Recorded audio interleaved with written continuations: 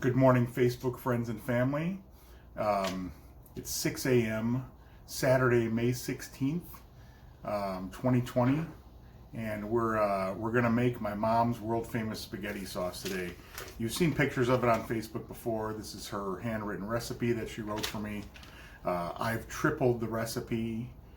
I always figure that it's easier just to make it, a few times a year and then freeze it.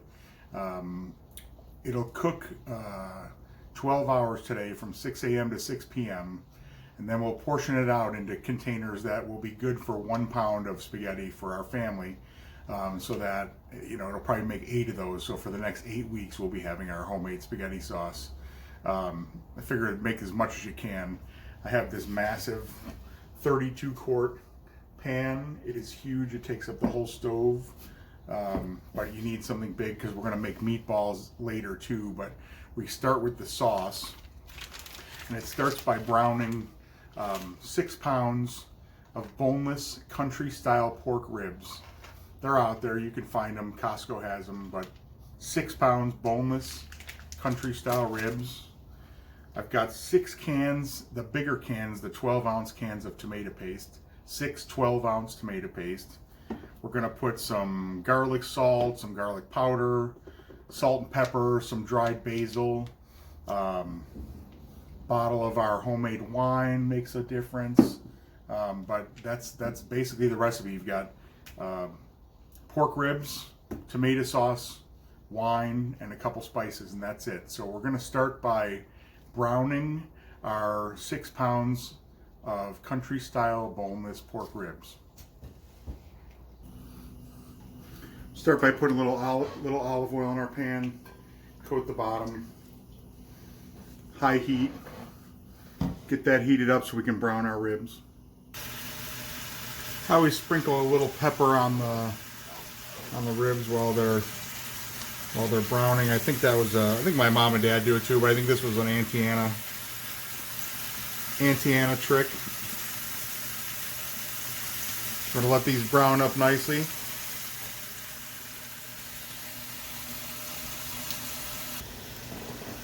All right, so the ribs are browned nicely in there. You got to make sure you scrape up all those little bits that are stuck to the bottom, because that's some pretty good flavor down there. Next, we're going to add our tomato paste. 6 12-ounce cans. These are the bigger cans. Just less cans to open. You can get the smaller ones, but 6 12-ounce cans of any kind of tomato paste we're going to put in there now. I like to cook it, kind of brown the tomato paste as well. So I get all the tomato paste in there, the 6 cans, and I let it cook for a little bit with the ribs. It's like browning the tomato paste as well. All right, so now that our tomato paste is browned nicely, we're going to add a bottle of our homemade red. This is Zinfandel. Any good Merlot good red would do. So the wine's in. This is our 2019 Zinfandel. Gonna let that kind of meld a little bit with the flavors, and then we're just gonna add our water and spices, and then wait. So this is what it looks like: wine, tomato paste, and ribs. Smells amazing. Now we're going to add our water. So we're going to add 3 gallons of water to this. So it's a lot. It's going to fill up this pan, but we're going to put a lot of meatballs in there in a few hours after it gets going. So 3 gallons of water, and then the spices next. I give it a stir after each gallon's put in, so you can see it's kind of coming together there. Pretty thick.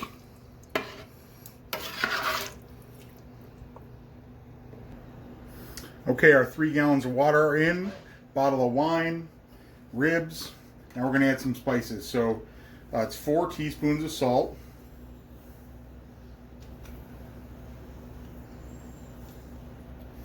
Might think that's a lot, but this is a huge pot. Tablespoon of pepper. Got some nice coarse ground pepper here. Next on Mom's recipe is 3 tablespoons of garlic salt.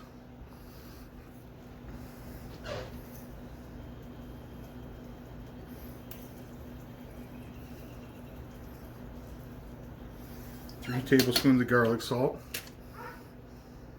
3 tablespoons of basil. Oh wait, yeah, that was the pepper there. 3 tablespoons of basil. Dried basil. Then what I do, which wasn't on her list, is, so we'll stir up all these spices.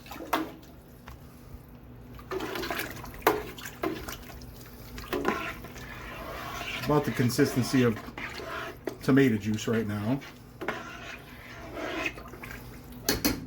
Then when we're done stirring,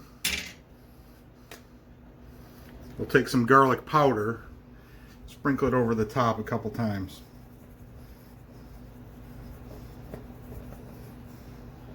Stir it up, do that one more time.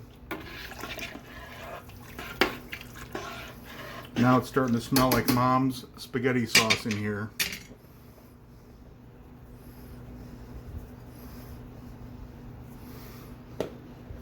Yeah, shout out to my mom for finally, or at one point, writing this out. This is great. But then Dean's version on the back, because it's tripled.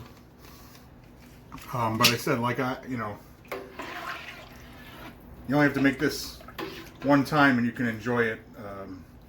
Enjoy it for weeks to come. So, all right. So all we're gonna do right now is we're just gonna let it simmer. Probably 2 or 3 hours, and then we'll add our meatballs, but I'll show you how to make the meatballs as well. And then the whole thing's going to cook, it'll be 6, 7 o'clock tonight, so stay tuned. We're about an hour and a half in, simmering nicely. Another hour or so, we'll start our meatballs.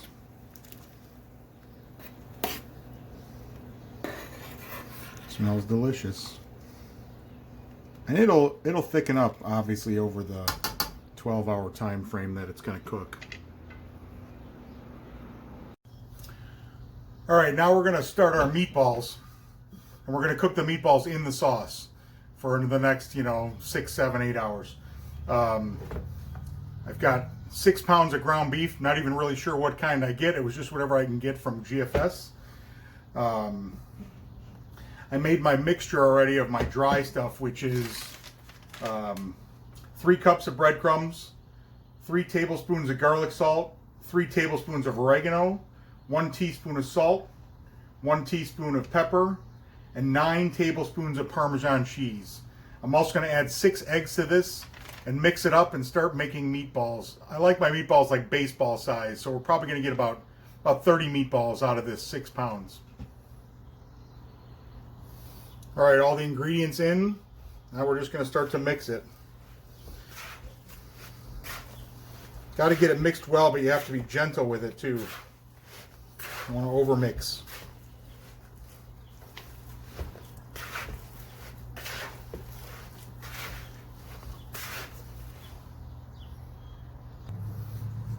All right, so we're all mixed up. That's what it looks like. Start to make our meatballs. Like I said, about maybe a little smaller than baseball.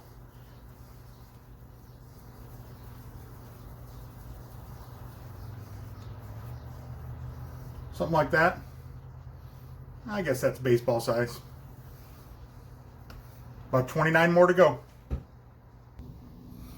So years ago, I know my mom used to make this with neck bones, with pork neck bones, for years and years growing up as a kid. I don't know at what point she switched to the country style boneless ribs, but my dad loves the neck bones.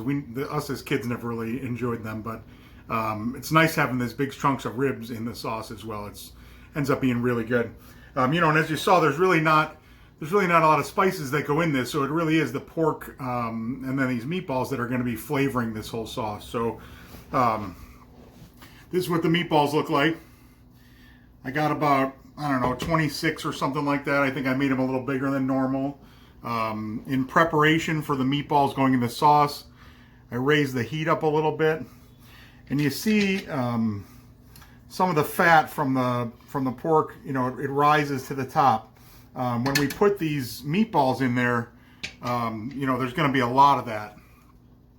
You know, just like you'd be cooking ground beef. We're just, you know, we're cooking it in the sauce for the next, you know, 6-7 hours. So as that really starts to rise, we'll drain it all off. We'll skim it off the top. Because I don't really like I don't like a greasy sauce. I know I have some friends that like it, you know, greasier the better, but I like it not so much. So we're going to start adding our meatballs. So we add them really gently. Just set them in. And then as we're stirring this sauce, for the next hour at least, till these meatballs set up, you have to stir really gently so you don't break up the meatballs. A lot of people bake or fry their meatballs beforehand. I don't like that consistency. This is how I like it. They're super tender once they're done, but it's, you know, it's a little more effort required while you're cooking it like this.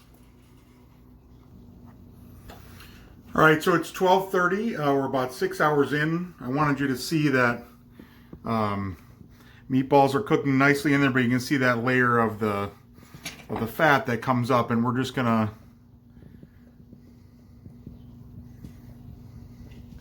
painstakingly remove all of this fat.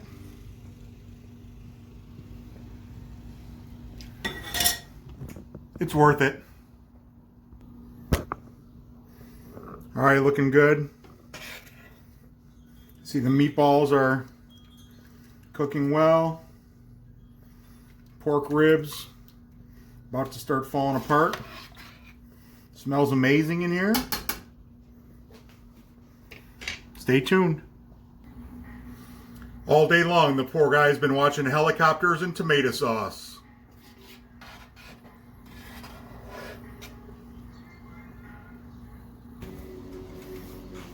3 p.m. Still stirring.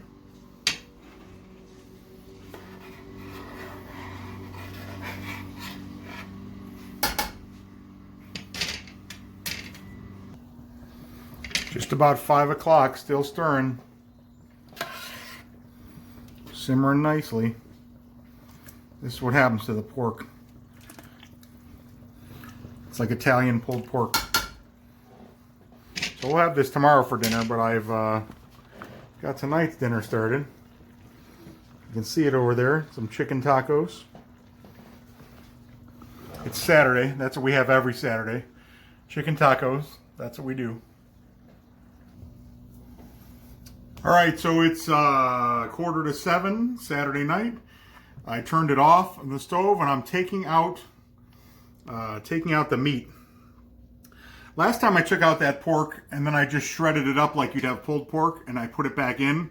And I think it was a little too chunky, so I'm gonna leave it out and just eat it with the spaghetti that we make. So I'm getting all the meat out and then we'll separate it into containers. All right, everybody, there you have it. Here are the fruits of our labor from our 12-hour day today. Got some meatballs, some pork. I strained the sauce into a smaller container. I'll fill it into these containers. It's this size. Just about full one of these is good for a pound of pasta. So I'll fill up all these, freeze them. I'll put a handful of meatballs in another one and freeze them, and then we'll have this, you know, for the next couple months. So the whole concept of the 2-day sauce is now tomorrow or the next time we have this, we'll thaw it, and then I'll cook it for a couple hours, you know, with the meatballs and just kind of get it all back to, you know, today's flavors and everything. So that's it. Hope you all enjoy. Long day, but it's really well worth it. Take care, everybody.